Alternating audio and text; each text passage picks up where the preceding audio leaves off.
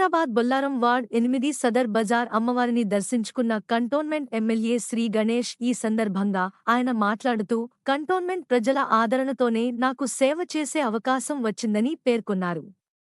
రానున్న బోనాల పండుగని దృష్టిలో పెట్టుకుని గుడి సభ్యులతో సమావేశం చేశారు. గత ప్రభుత్వం 15 కోట్ల రూపాయలు మంజూరు చేసింది.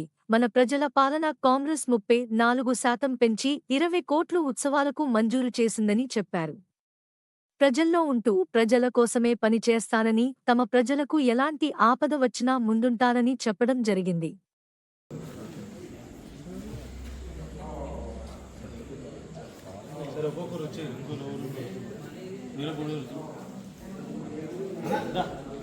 Line by line